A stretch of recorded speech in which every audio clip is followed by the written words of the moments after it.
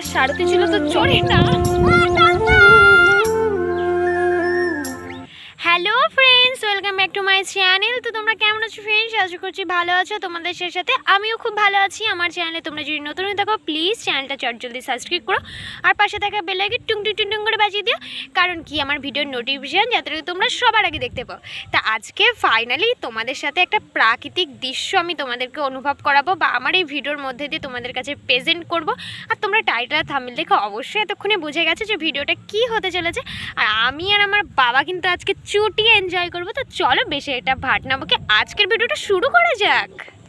কি ভয়ঙ্কর জঙ্গলের মধ্যে দিয়ে আমি এখন যাচ্ছি, তোমরা দেখে তো বুঝতেই পারছো। আর আমার তো ভীষণই ভয় লাগছে। আর এখানটা কিন্তু ভুতুরে একটা ব্যাপার, তোমরা ফিল করতে কতটা পাচ্ছো জানি না, কিন্তু আমি বুঝতে পারছি দেন। তো যাই হোক, তোমরা যদি এরকম জায়গায় 24 আওয়ার চ্যালেঞ্জ চাও অবশ্যই কিন্তু কমেন্ট করতে হবে। কমেন্ট ছাড়া হবে না, কারণ এত জঙ্গল আর এত ভুতুরে জায়গায় তোমাদের একটু ভালোবাসা, তোমাদের সাপোর্ট ছাড়া কিন্তু একদমই সেটা সম্ভব হবে না। দেন তোমাদের তার জন্য কিন্তু কমেন্টটা মাস্ট। গাইজ, গা হিম করা পরিবেশ, আর তার মাঝখান দিয়ে শুধুমাত্র তোমাদের জন্য প্রবেশ করেছি এই সুন্দর একটা নেচারের জন্য, যেটা অপূর্ব থেকে অপূর্ব হয়ে উঠেছে আজকে মেঘলা ওয়েদার বলে কি বলবো। পরিস্থিতি গাইজ একদমই ভালো না, তার মধ্যে চলে এসেছি তোমাদেরকে প্রাকৃতিক দৃশ্য দেখাতে। কতটা কি পারবো জানি না, চেষ্টা করব ফুলফিল করার।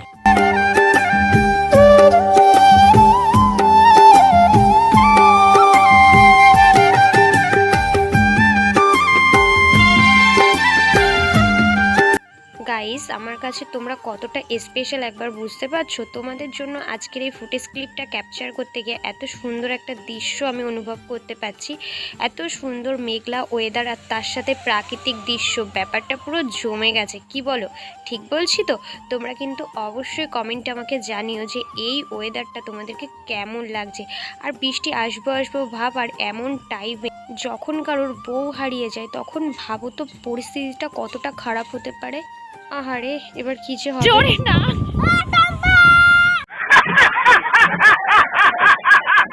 আস্তে আস্তে কিন্তু ঝোড়ো হাওয়াটাও বইতে শুরু করেছে। এই ব্যাপারটা সত্যি ফিল করার মতো। আর এই সমস্তর মধ্যে ছোটবেলার একটা কবিতা ভীষণভাবে মনে পড়ছিল। এই ধানসিঁড়িটির তীরে আবার আসিব ফিরে। আমি 2 লাইন বলে গেলাম, আর পরের 2 লাইন কিন্তু তোমাদের জন্য থাকলো। অবশ্যই কিন্তু কমেন্টে একদম লিখতে ভুলো না যে পরের 2 লাইন কি হবে।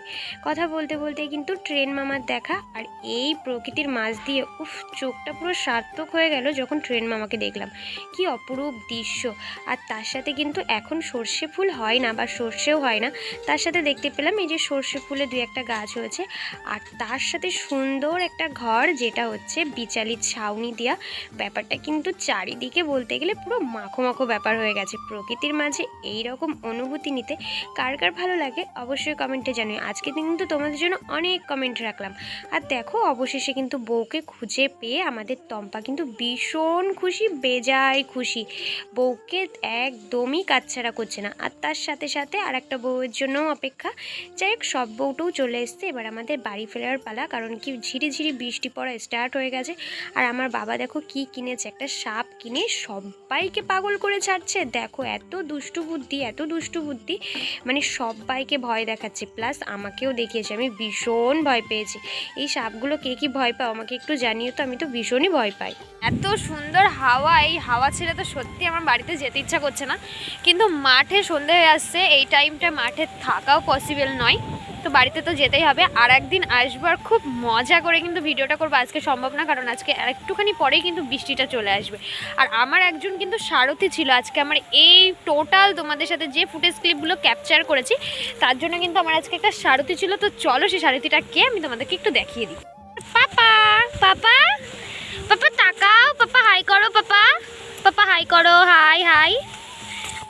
আজকে তোমাদের সাথে এই কথাটা শেয়ার না করে আর থাকতেই পারলাম না। নিজে এতটা বড় হয়েছি, এখনও একটাও যে সমস্ত কাজগুলো পারি না, আমার দা ভাই কিন্তু সেই সমস্ত কাজগুলো সব পারে। আমার দা ভাই সুস্থ হওয়ার পরে বাড়িতে কতটা কি কাজ করছে একটু তোমাদেরকে দেখিয়ে দিই। দা ভাই একদমই ধুলো বালি নোংরা একদমই পছন্দ করে না, যেটা আমি তো শয়তানের হাড্ডি, আমি কিছুই করি না বাড়িতে। দাদা ভাই দেখো সেই সমস্ত কাজগুলো কিন্তু একা হাতে করে। আর ডক্টর বলেছে এখন একটু বেটার আছে, সেহেতু ওকে অল্প অল্প করে কিছু কিছু কাজ করতে হবে, যাতে করে আগের পরিস্থিতিটায় খুব তাড়াতাড়ি রিকভারি করে যেতে পারে। যাই হোক, এটা হচ্ছে আমাদের সান বাঁধানো পুকুর। একদিন এই পুকুরটাও তোমাদের খুব ভালোভাবে ঘুরে দেখাবো, এই পুকুরের বিশেষত্ব বলবো। এই পুকুরে কিন্তু প্রচুর বিশেষত্ব আছে, কাহিনী আছে, সেগুলো একদিন পাই টু পাই না হয় তোমাদের সাথে শেয়ার করব। আর এটা কিন্তু পরের দিনের ফুটেজ ক্লিপ। এই যে এর আগেও যে সমস্ত ফুটেজ ক্লিপগুলো দেখলে, সেটা কিন্তু পরের দিনের ফুটেজ ক্লিপ। সেদিনকে ভীষণই বৃষ্টি হয়েছে আগের দিন রাত্রে, তো সে কারণে আর তেমন বাড়িতে এসে কোনো ফুটেজ ক্লিপই আমি আর নিতে পারিনি। নেক্সট দিনে এই যে সকালবেলা উঠেই একটু এদিকে চলে এসেছিলাম আর পূজা অর্চনার জন্য এখানে বিল্লপত্র নিয়ে নিয়েছিলাম। তো বিল্লপত্রটা নিয়েই এবার বাড়ির উদ্দেশ্যে রওনা দেব, কারণ বাড়ির দিকে প্রচুর কাজ রয়েছে। আর দাদা ভাইও প্রচুর কাজের মধ্যে হাত দিয়ে দিয়েছে। কী কী কাজে হাত দিয়েছে সেগুলো তোমাদেরকে দেখাবো।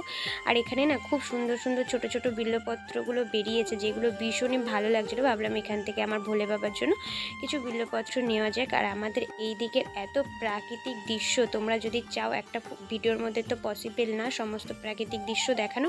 একদিন আমি আলাদা করে একটা ব্লগ করব, যেখানে আমাদের পুরো বাড়ির সাইড দিয়ে অন্য অন্য সাইড দিয়ে সমস্তটা ঘুরে দেখাবো। আমি ঘুরু ঘুরু করছি, কিন্তু আমার দা ভাইয়ের কিন্তু আর কাজ শেষই হচ্ছে না। এই ভিডিওটা কেমন লাগলো কমেন্টে জানিও। আজকের মতো টাটা, বাই বাই।